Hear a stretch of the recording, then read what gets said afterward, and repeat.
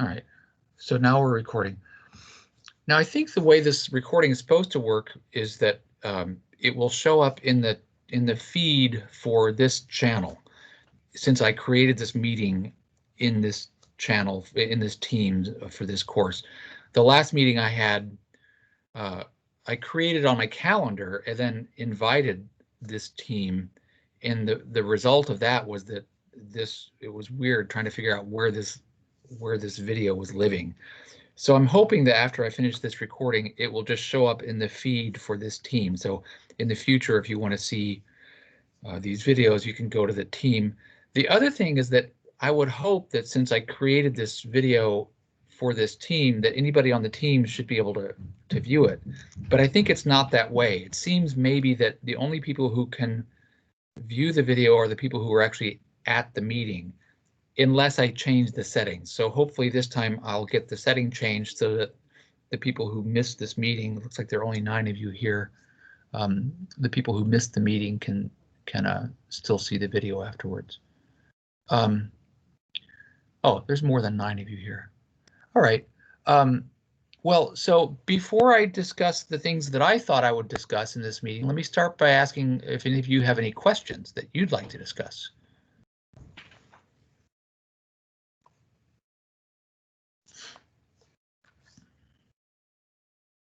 All right. Well, let me see. What have I got here?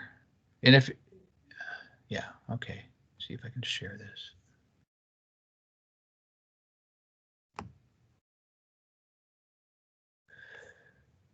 Okay. Go back to my meeting. Shoot, where have you all gone? Okay, so I'm going to share my screen.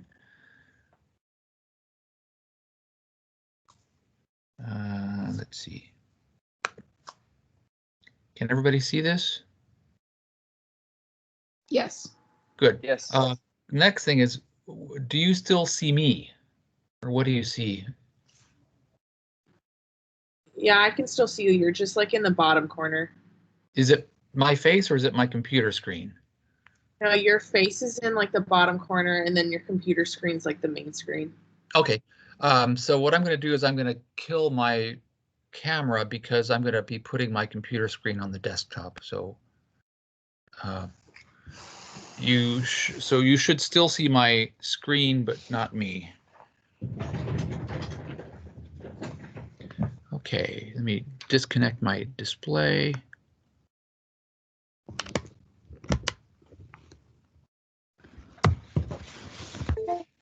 All right, so I hope this works.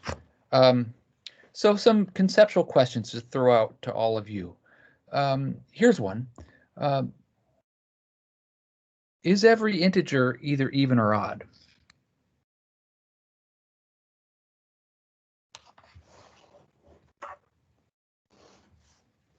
Anybody have any ideas about that?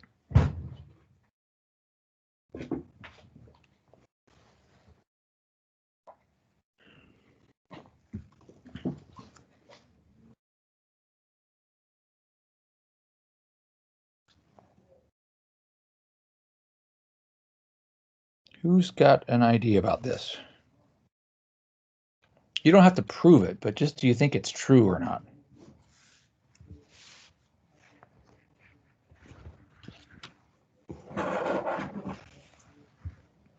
Come on, it's a discussion section. It's not a lecture. Who's got I'd say yes. Is that okay? I can't see who's talking because your tiles have disappeared. Is that Townsend? Yeah. Okay.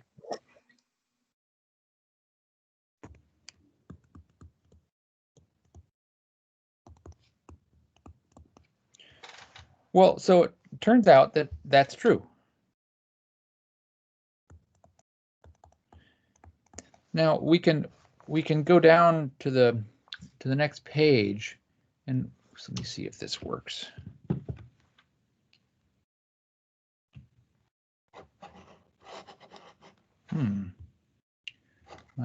For some reason I see I've disconnected the base of my laptop, so I can't use the scroll button.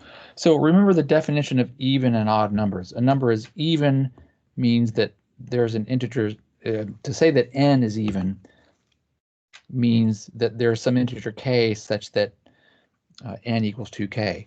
And to say that n is odd means that there's some integer k such that n equals 2k plus 1.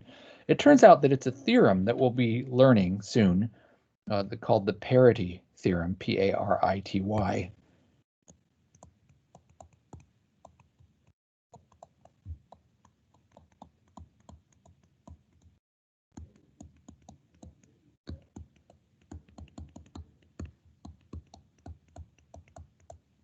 So this parity theorem says that yes, every integer is either even or odd.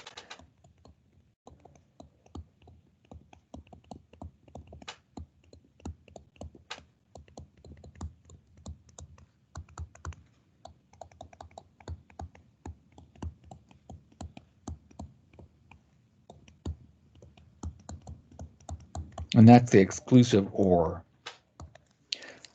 All right. Well, so next question. Is every integer either prime or composite? Similar question.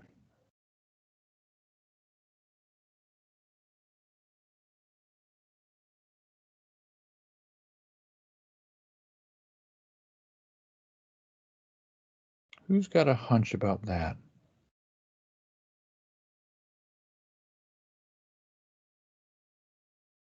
I think yes. Actually,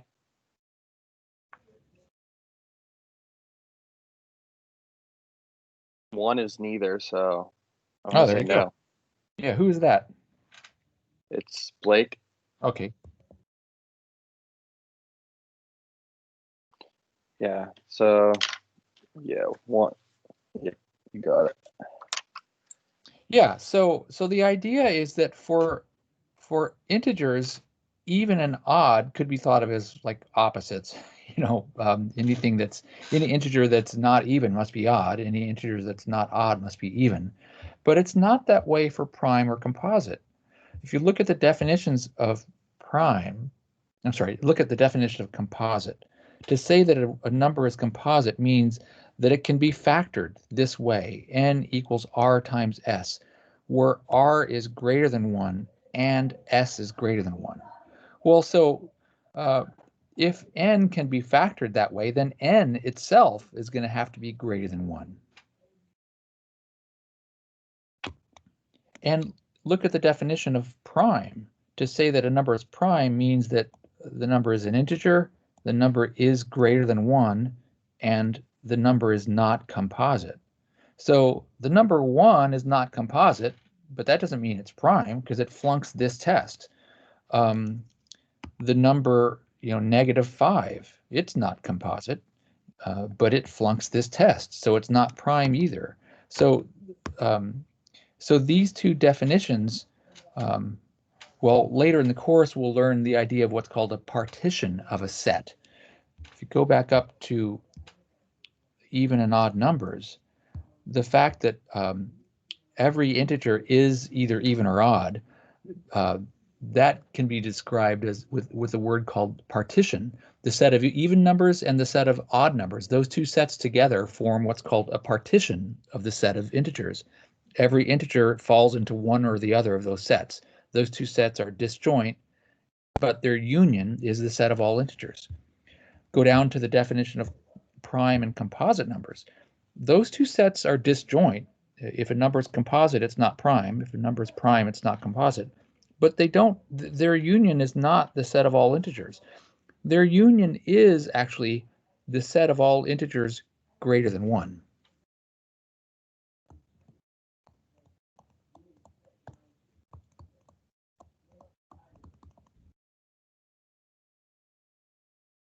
So if I consider the set of composite numbers union the set of prime numbers,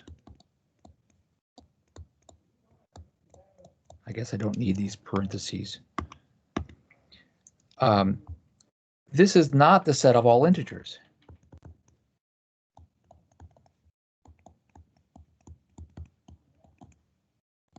It's the set of integers greater than 1. So if you have an integer greater than 1, it's either composite or prime. But in general, for other integers, they can be neither. So the number 1 can be neither composite nor prime. The number -5 is neither composite nor prime.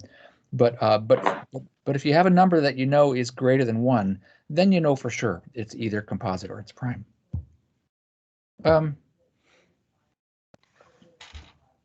Here's a general question about proof structure.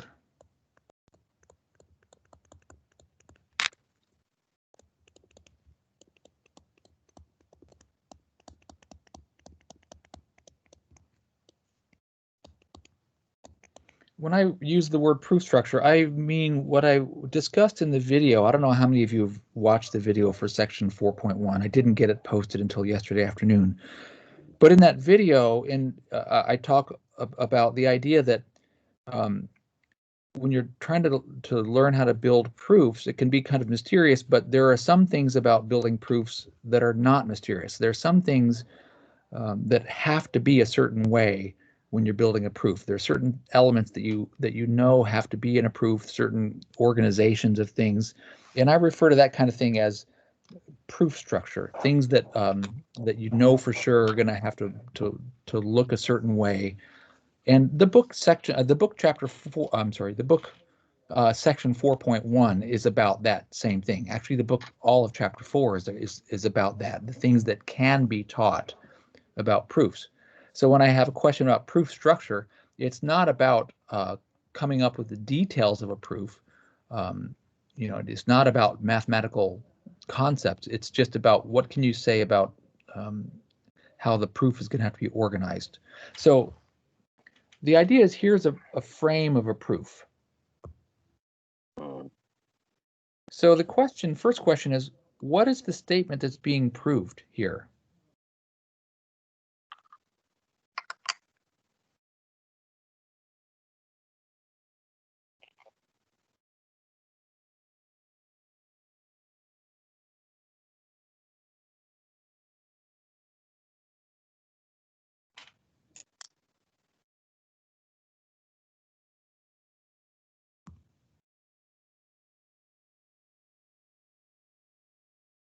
Anybody, if you find this proof fragment, on the sidewalk up on Court Street, and it's somebody's proof, and it's the middle steps have gotten washed out by rain or something.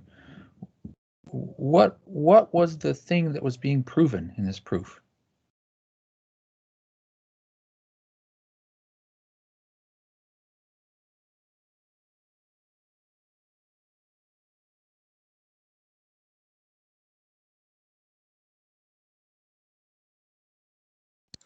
That if you take the sum of an odd integer squared and an even integer squared, then it'll always be an odd number.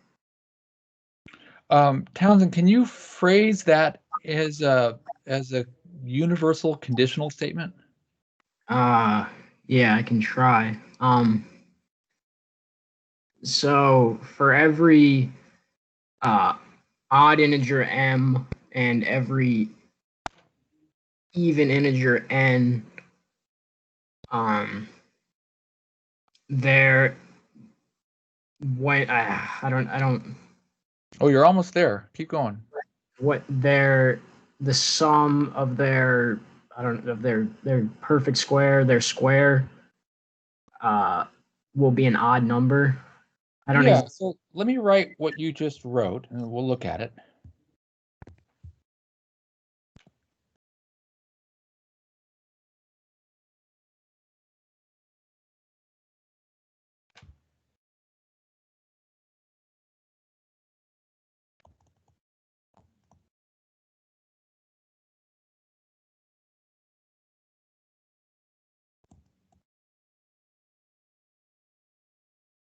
If I put that in symbols, it would be written this way.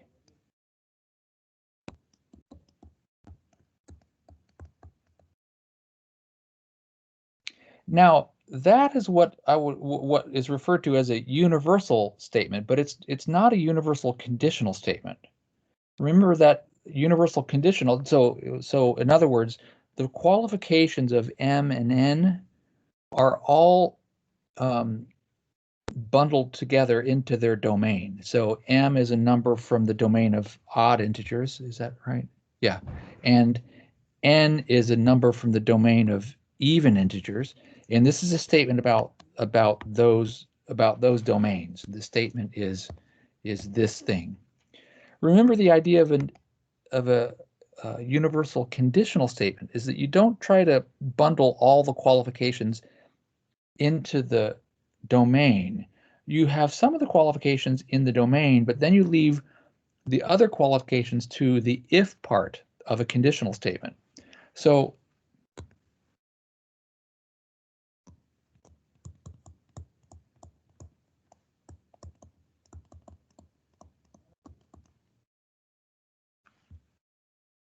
a universal conditional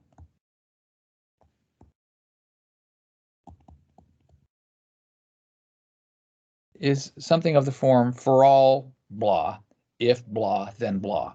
So can we rephrase this thing that Townsend said into the form for all something, if something, then something? Anybody want to jump in there? Or Townsend, you want to jump in there?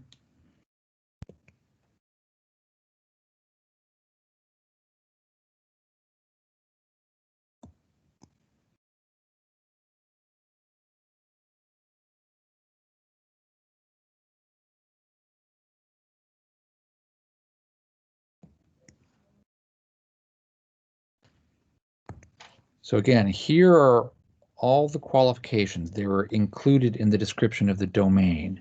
Now, can you redistribute some of those qualifications so that some of the qualifications happen here in the description of the domain and some of the qualifications happen here?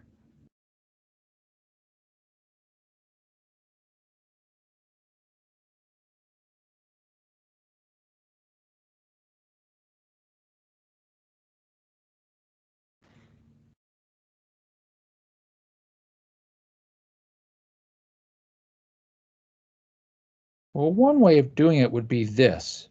Think about integer as being one of the qualifications, and we'll put that here on the left. So for all integers, m and n. So there we've taken those black qualifications from that from this description, and we've put them here. The other qualifications were that m was odd and n was even.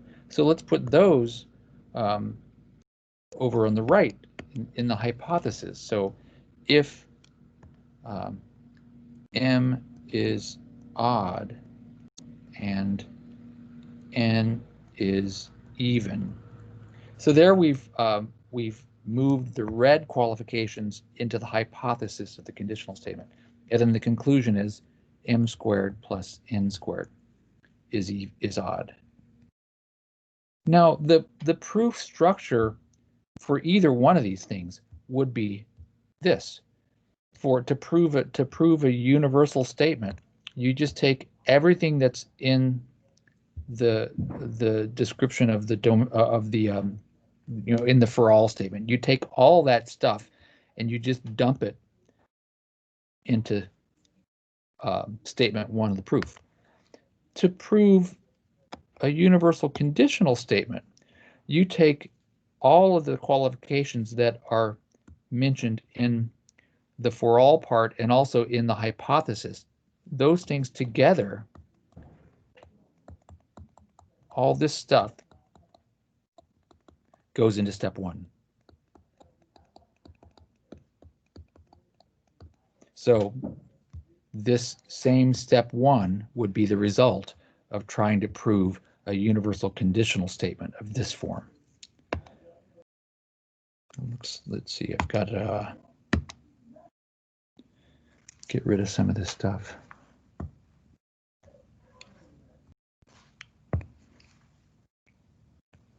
All right, that's question A.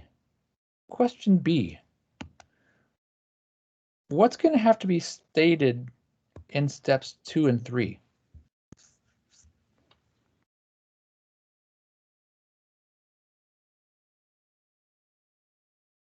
Do you have to talk about like the definition of even and odd?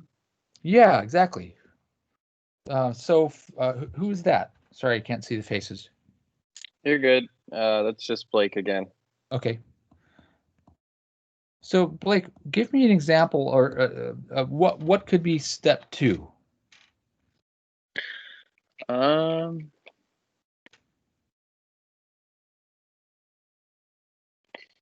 I'd say step 2 is by definition of even and odd. There are integers m and n.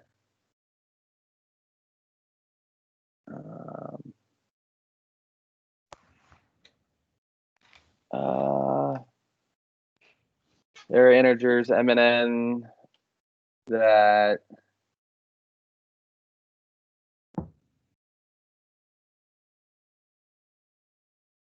is it m equals. Is this where we do like the 2s plus 1 or?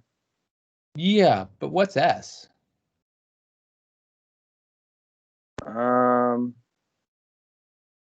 Let me help you out here. Here's a phrase. M is an odd integer. Now that's a defined expression. And in other words, it's an abbreviation. It's only 5 words. Now,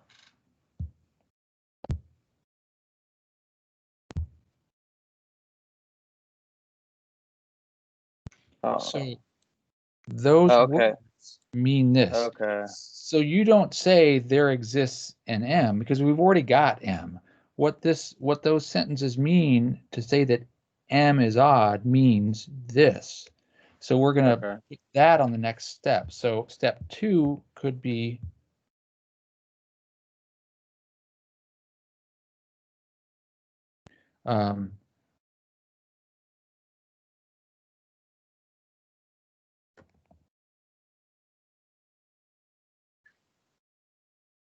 there exists an integer k such that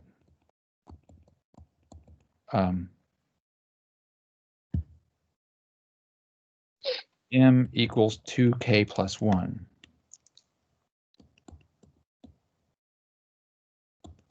And the justification is by the definition of odd. So we just replaced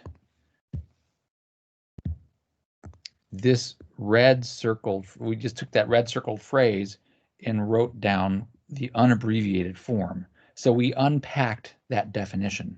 If you watch my video for section 4.1, the idea of taking that abbreviated sentence that only has 5 words and replacing it with this sentence, which has a lot more words, means we're unpacking the definition, or that's what I refer to as the unpacking of the definition. Okay, somebody else, tell me what would be in step 3.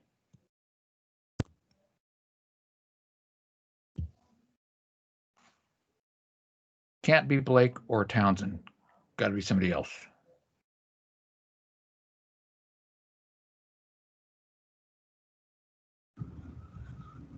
Would it just be there exists an integer k such that n equals 2k by the definition of even? Oops. Kelsey, thanks. Oops, did I lose? Is my screen still being shared? Yeah, it is. Okay, good. Oops, shoot.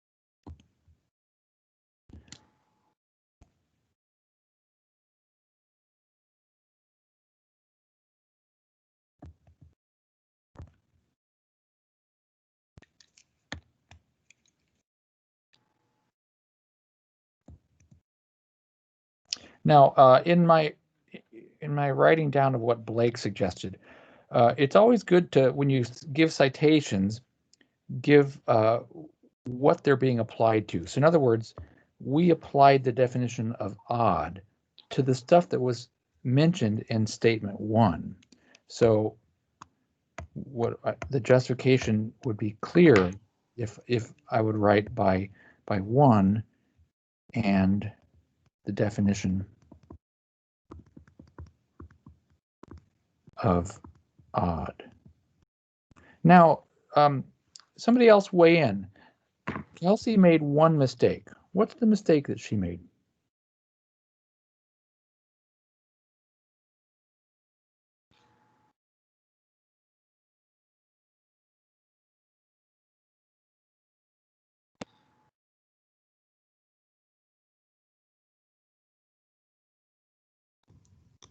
Should you use a different integer? Yeah, who's that? It's Helen. Helen, thanks. Yeah, so notice that if you use these statements, then you're saying that m and n have to be consecutive. So then what you're proving is that, well, for consecutive integers, m squared plus n squared is odd. But so you have to choose a different letter here. Maybe j. So n equals 2j. So another way of saying it is that in these definitions, when there's a there exists, it's almost like, you know, a genie. You rub a bottle and poof, a genie pops out. There exists something. Well, so what pops out is some integer that has this property. The there exists part doesn't claim any other relationship about this new thing, this integer j. It claims no relationship to anything else that's happened before. So you don't want to use a letter that's been used before, because then then the genie's actually saying two things. You know, when there was a k here,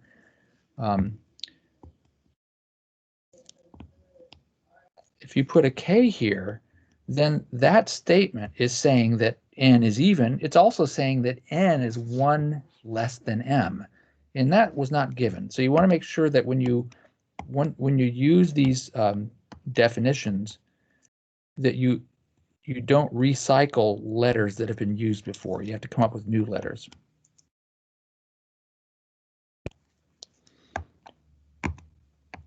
So we have no choice about what would have to happen in this proof. Here, statement 2 and statement 3. Of course, they could have been done in different orders, but that fills in that gap. Well, so the last question is, what's going to have to happen in step 5?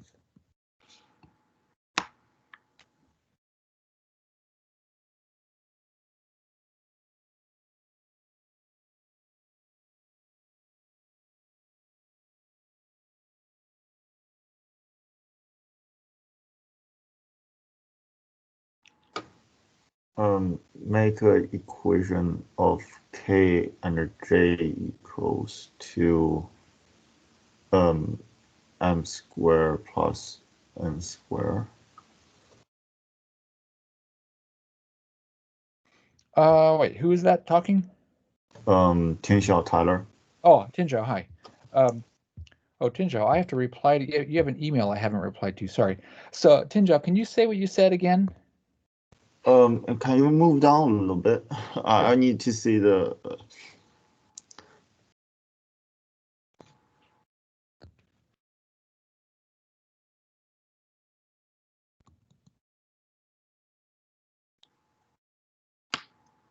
Sure if I spelled your name correctly or not.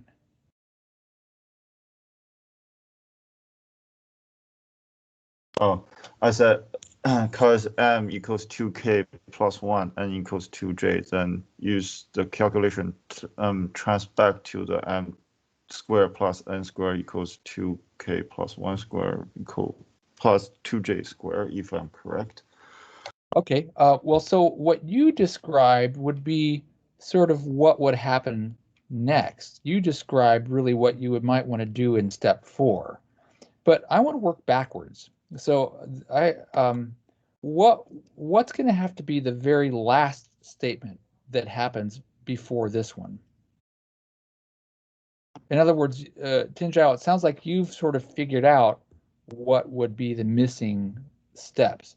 Oh. But there's some more stuff that's not, and what you just described was clever. But I'm looking for something that's not clever. What do we know for sure has to happen here in this red spot?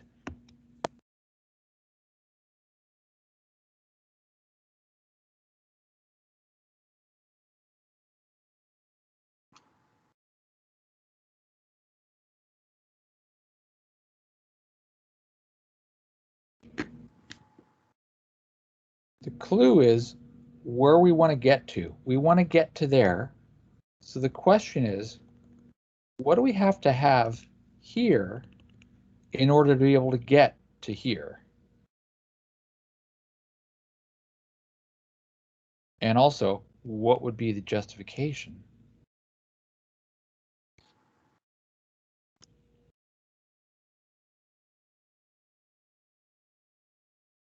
Well, let's go back up and look. Remember, here in statement 1, we had this green phrase, m is an odd integer. And that involves a defined term. It's an abbreviated sentence, has only 4 words in it. And so Blake pointed out, well, the next sentence would have to be this one. There exists an integer k such that m equals 2k plus 1. So that's a whole bunch of words that's not abbreviated. And so that was applying the definition of odd to statement 1. And so that was unpacking the definition, taking this sentence, this phrase, which is abbreviated, and writing out what it really means. So so the question is, now we would like to be able to say this. We'd like to be able to say this sentence, which is abbreviated. It uses the word odd. So what's going to have to come before that is going to be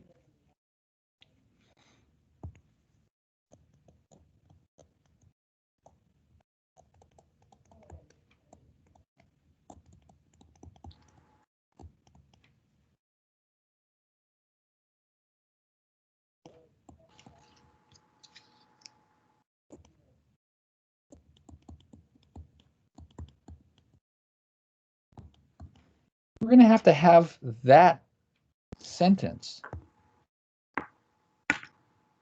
That's going to have to be statement 5. That's going to have to be sitting in this spot. If this is true, then that would mean that m squared plus n squared is odd. So the question is, what would be the justification for this statement? Well, I don't know. This is justified somehow.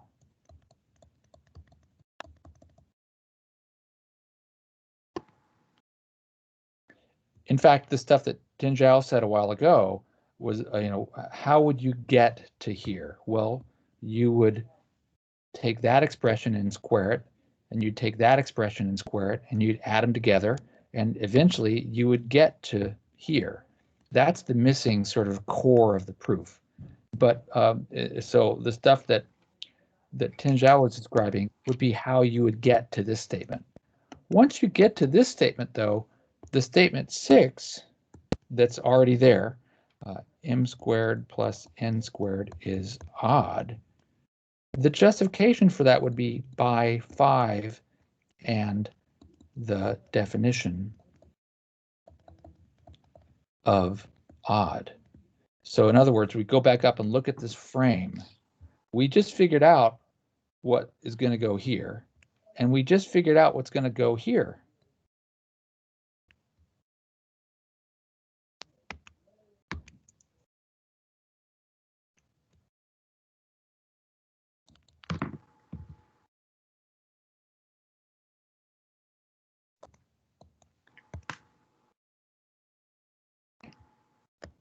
So we know what's going to have to go in the previous step. We don't know how it's going to be justified. Justified somehow. Sorry, my writing. Can you all read this? Am I writing too small? I can read it. Okay. So we don't know how statement 5 is gonna be justified, but we do know what it's going to have to say, because it's going to have to say what we need to have said in order to be able to get to statement 6. And when we get to statement 6, it's going to be justified by whatever we put in statement 5 and the definition of odd.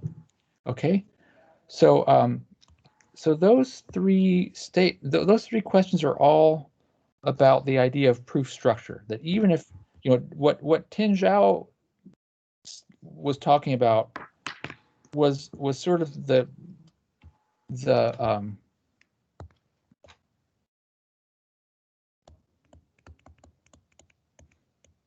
sort of the mysterious gap, but statement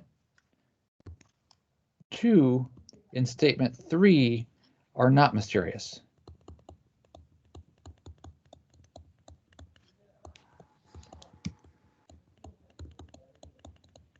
And statement 5 is not mysterious. We have no choice about what's going to go in those statements. What is mysterious is this gap, but you can see that by knowing about proof structure, the gap has gotten narrower. There's not as much stuff to figure out. This is important also when you're reading proofs. I mean, proofs are hard to write, but they're also hard to read. It's very dense math. And so it helps when you're reading a proof to have some idea of what you're looking at. Why does it look that way? Why did this statement come after that statement?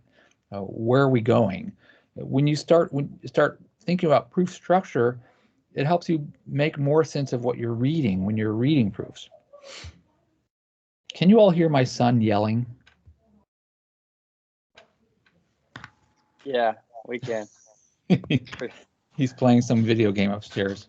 This is what high school in quarantine sounds like. All right. Can you scroll back up for a second? Yeah. And these notes will be posted on the Blackboard page, actually on the web page. Thank you. Mm-hmm. So actually, I'm going to get rid of statement 6. Well, actually, I guess I can leave statement 6 there. I think I have just a couple more questions. Yeah, just 2 more questions because we're kind of running out of time. Here's a statement and a proposed proof. Somebody comment on the validity or invalidity of this proof. So the statement is this: for every integer n, the number n squared minus n plus 11 is prime. So here's a proof. With n equals 1, the number is 11, which is prime. When n is 2, the number is 13, which is prime. When n is 3, the number is 17, which is prime. So therefore, the number is always prime.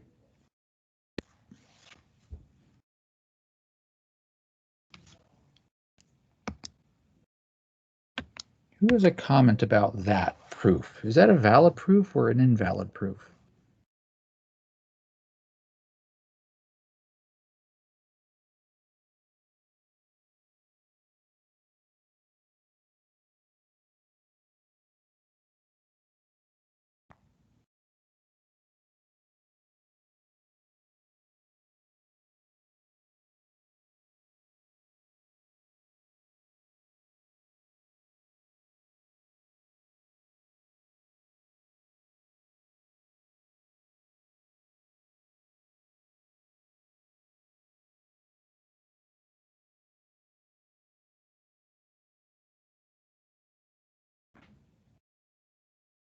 Well, let me point out something. These are 3 examples.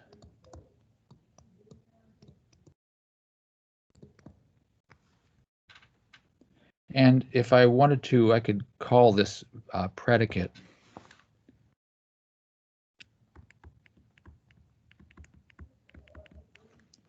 P I parentheses would say L. valid. Who's that? That was just Blake. I Okay. think it's valid. Okay. Well, let's talk about the structure of this proof. There are 3 examples where P parentheses N is true.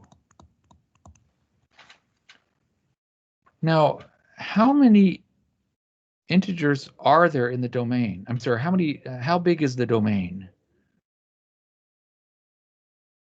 Well, the domain is an infinite set. So the idea is the only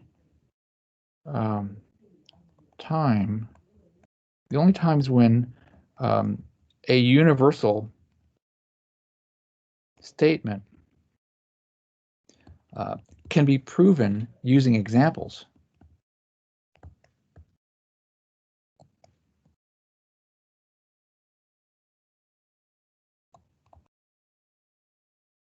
is when the domain is a finite set.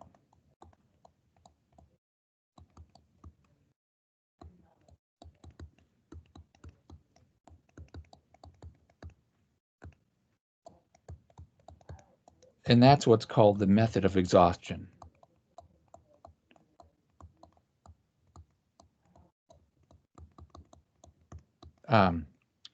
And let's go back up and look. I guess I don't have that. Let's see if I can pull up.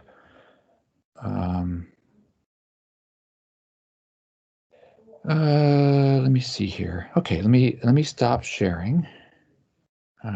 Shoot. Okay, bear with me here. I'm kind of clunky at all this. Okay, I'm going to stop sharing, and I'm going to share something else. I'm going to share the web page.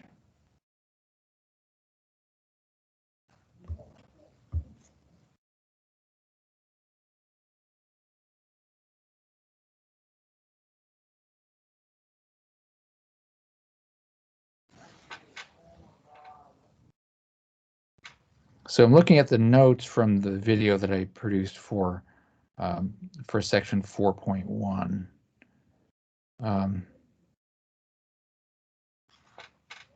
So you can prove existential statements by example.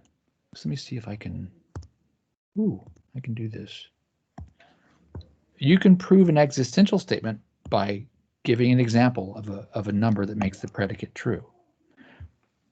Whoops.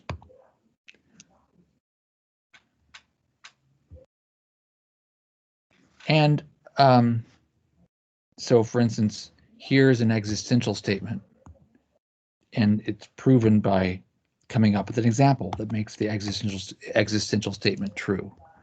And then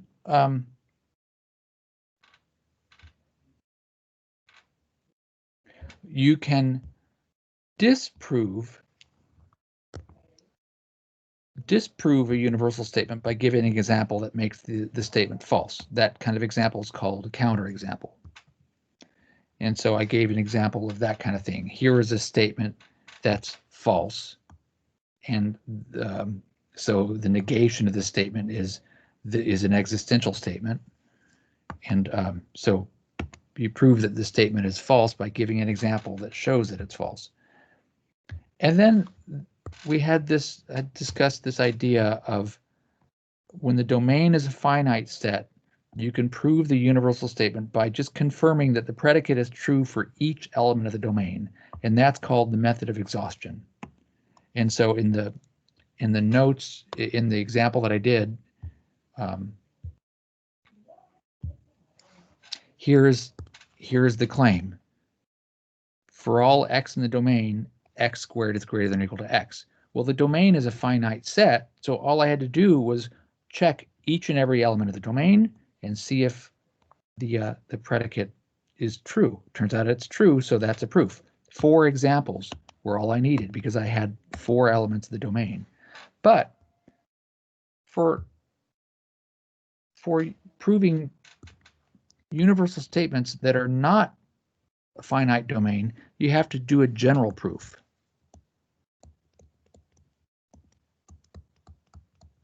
So examples are not sufficient. So let me see if I can erase this.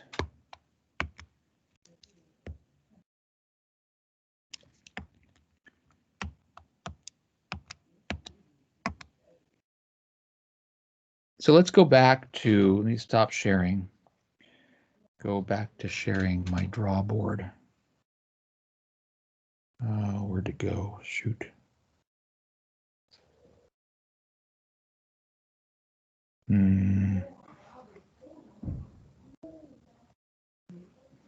Sorry, everybody. I'm slow with this.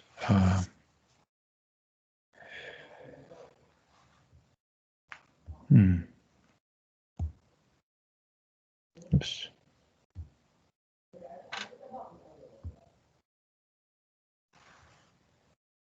I guess I'm just going to have to share the desktop because I can't find my.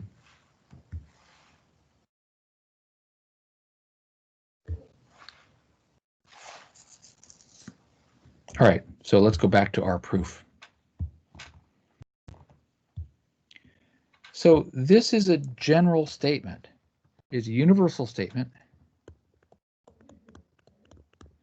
and it has an infinite domain.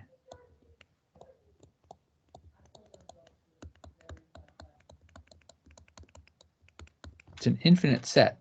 So there's no way that you can go through all of the integers and do an example for every integer. You'd never finish. So so this is not a valid proof. So check this out. When n equals 11, the number is, let's see, 11 squared minus 11 plus 11. And so that's going to be 11 squared. So that's 11 times 11. That's not prime. So in fact, I could have done a whole bunch of examples. I could have gone all the way up to n equals 10 without discovering that actually when I get to n equals 11, I get to an example where the predicate is not true. So it doesn't matter that I've got a bunch of examples where the predicate seems to be true. If I have a universal statement and I have an infinite domain, doesn't matter how many examples I do, it's not a valid proof.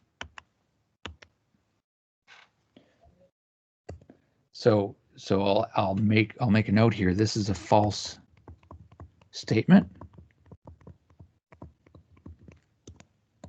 and this is an invalid proof. This proof writer claims to have proven that the statement's true, but the statement's not true. So there must be something wrong with the proof. We can see what's wrong.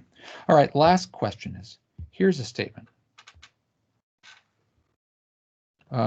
The difference of the squares of any two consecutive integers is odd. So here's the proof. Let 6 and 7 be any two consecutive integers. Then 7 squared minus 6 squared is 13, which is odd. So is that a valid or invalid proof?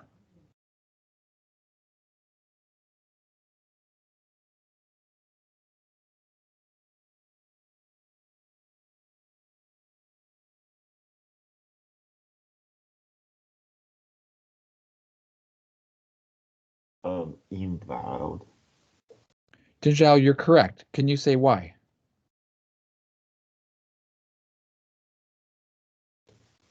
Because, well, because the 7 and 6 cannot be others. They're too specific. Right, exactly.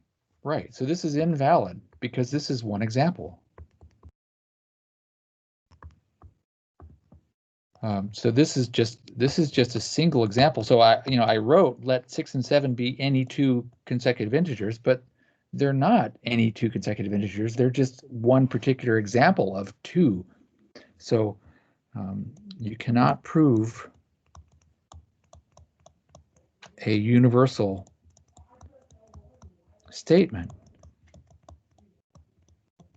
by examples. Cannot prove a universal statement with an infinite domain.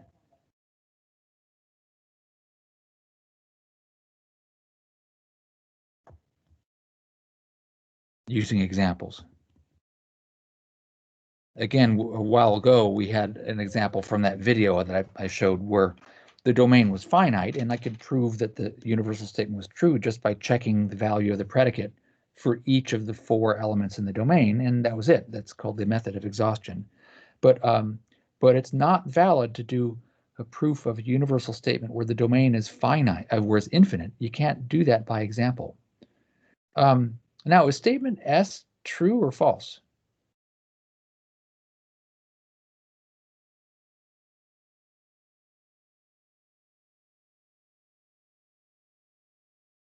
Can you ask the question again? Is this statement a true statement or is it a false statement? I mean, this is an invalid proof. The previous problem, we had an invalid proof, and the reason it was invalid was, I mentioned you can't prove a universal statement using examples, and also I came up with an example that shows that the statement is false. But the question is, in this question, is statement S a true statement or a false statement?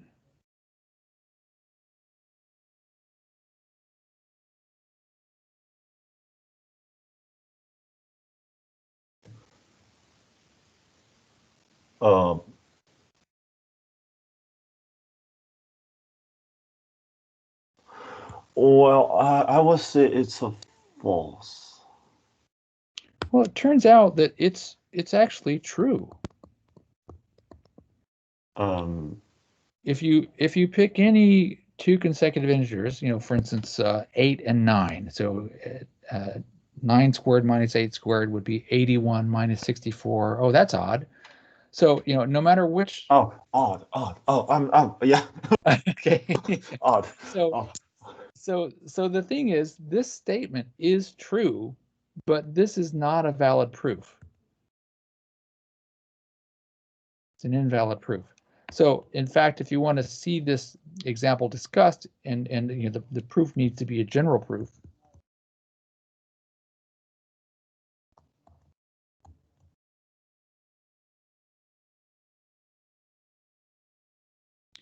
Remember what that means, that you generalize from the generic particular elements is the fancy word for it, or you use the direct proof style. If you read the book, section 4.1, or read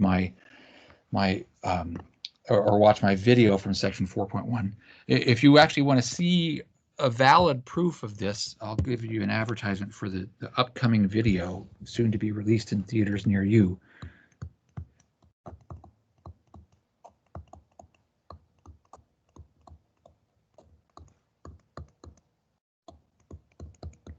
I'll be doing that example in that video. So let me stop sharing. And let me see, where am I?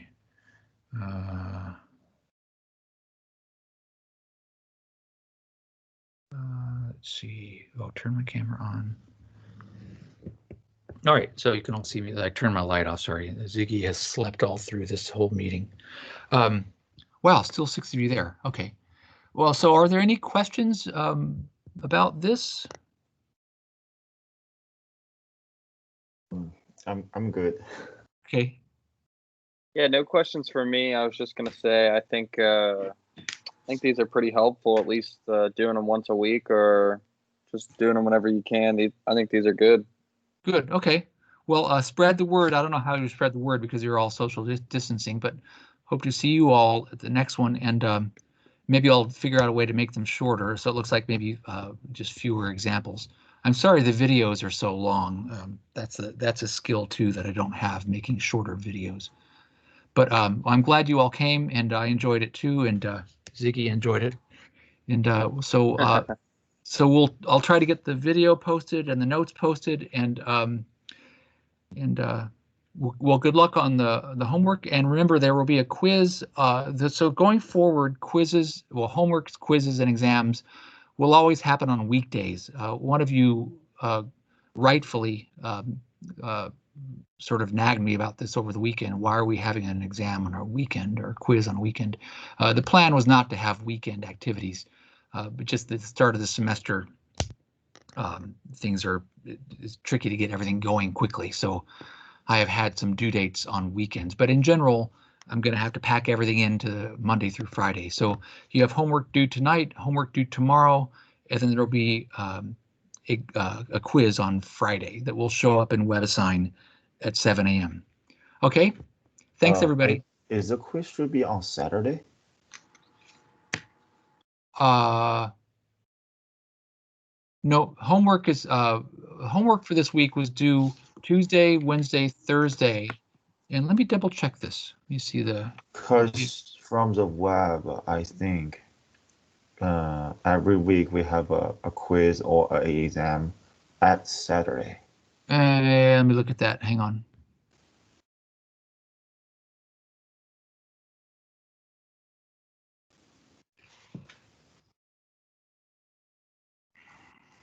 Let me see if I can share this.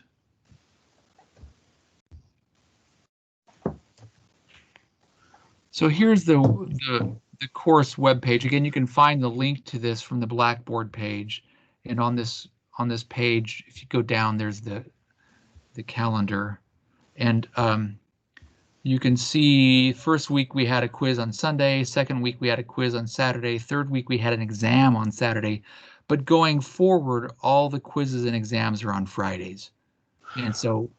Oh, okay. I'm not sure if that was the original plan or if I changed this, but anyway, yeah, so the class is asynchronous, but I do need to try to keep it to the weekdays because I believe in you all having weekends where you're not worried about math. Yeah. I missed the first quiz actually. Okay, yeah, Tenja, I'll talk to you about that. All right, well, everybody, I think we'll let me stop the recording and we'll stop the meeting. Thanks for coming. Thank you. Thank you so much. Bye.